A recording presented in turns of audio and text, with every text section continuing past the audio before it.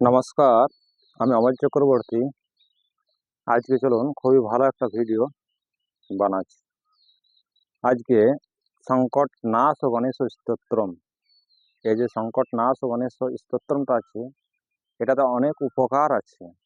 আমি দেখেছি যে অনেক উপকার পাবেন বা অনেক লাভ কিন্তু পাবেন। তো অবশ্যই এটা সম্বন্ধে আমি বলে দিচ্ছি। তার আগে আমার চ্যানেলে যারা এসেছেন তাদেরকে বহুত বহুত ধন্যবাদ। আর ভিডিওটা অবশ্যই শেষ পর্যন্ত দেখুন। আর যদি ভিডিও ভালো লাগে তো অবশ্যই লাইক একটা দিবেন, আর চ্যানেলটা আমার অবশ্যই সাবস্ক্রাইবার করে নেবেন।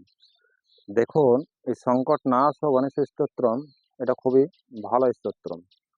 আপনি যদি পাঠ করতে পারেন তো দেখুন কত কিছু লাভ এর মধ্যে আছে। সর্বপ্রথম লাভের জিনিসগুলো আগে জেনে নিলেন, আগে মানেটা অবশ্যই জেনে নিলেন, তারপর আমি স্তোত্রম পাঠ করে জানাই দেবো আপনাদের।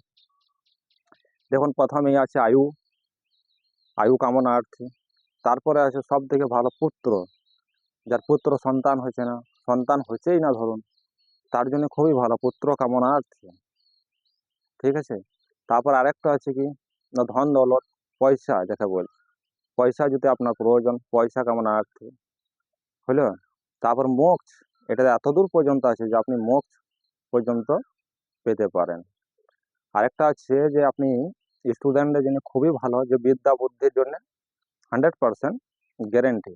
এমনকি ওই শাস্ত্রে লিখেওছে, এটা আমার কথা নয় যে আমি বলছি আমার মুখ থেকে, সেটা নয়, শাস্ত্রের কথা, আমি শাস্ত্র দেখেই বলছি।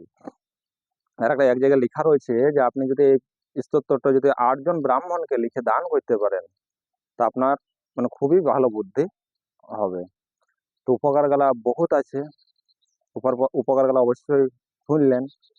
মানে যদি আপনি এবারে পাঠ করতে পারেন তো এই সকল উপকার গুলো আপনি কিন্তু পাবেন। অথচ আপনাকে বেশি দূর যেতে হবে না, লেখা আছে 6 মাসের মধ্যে আপনার ফলাফল সাকসেস, তার মধ্যে কোনো সংশয় নাই। আর 1 বছর পার যদি আপনি করতে পারেন নিয়মিত, তাতে আপনার সিদ্ধ হয়ে যাবে। আপনি যা চাইবেন ওগুলোর মধ্যে সব কিন্তু আপনি পেয়ে যাবেন। আর স্তোত্রটা খুবই সুন্দর, পাঠ করতে খুবই মজাও লাগবে।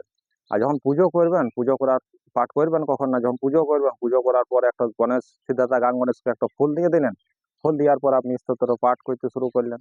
মাত্র 2 থেকে 3 মিনিট সময় লাগবে, বেশি সময়ও লাগবে না। খুব বড় একটুকু নয়, খুব ছোট, অথচ খুবই সুন্দর। তাই এই গণেশ সংকট নাশ ও গণেশ স্তোত্রমটা অবশ্যই পাঠ তো শুনেলেন, শ্রবণ করলেও অনেক কিছু বুঝতে পারবেন, আর মানে এগুলো বুঝতে পারবেন। তাই অবশ্যই শ্রবণ করুন। দেখুন, আমি একটু বলে দেখে দেখেই বলে দিচ্ছি। সংকট নাশ ও গণেশ স্তোত্রম।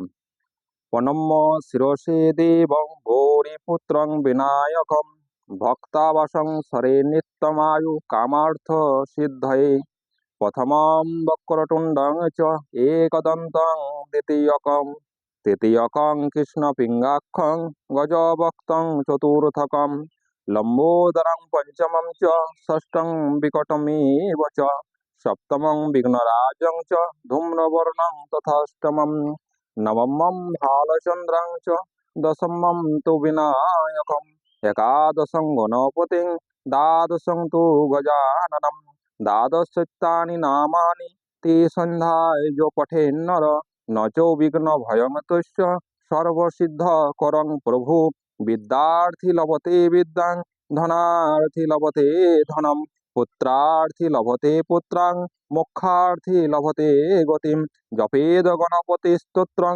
ষডোভিমাশয় ফলং লভেত সংবৎসরেণ সিদ্ধিং চ লভতে নাত্র সংশয় অষ্টেভ্য ব্রাহ্মণে ভাষ্য লিখিতা যো সমর্পয়েত তস্য বিদ্যা ভবেত সর্ব গণেশস্য প্রসাদেত।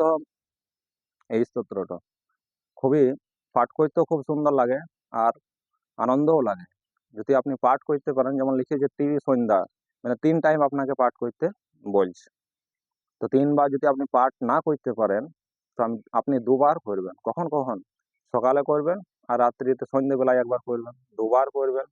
আর এই 2 বার করলে দেখুন ওইটা মানে গেলা সবগুলাই বুঝতে পারবেন, যে পুত্রার জন্যে, ধনের জন্যে, আয়ু কামনার্থে, মোক্ষ কামনার্থে, মানে সব কিছু পাপ ভ্রষ্ট সব কিছু, মানে আপনি যে কিছু চাইবেন এই স্তোত্রটাতে আপনি সব কিছুই পাবেন।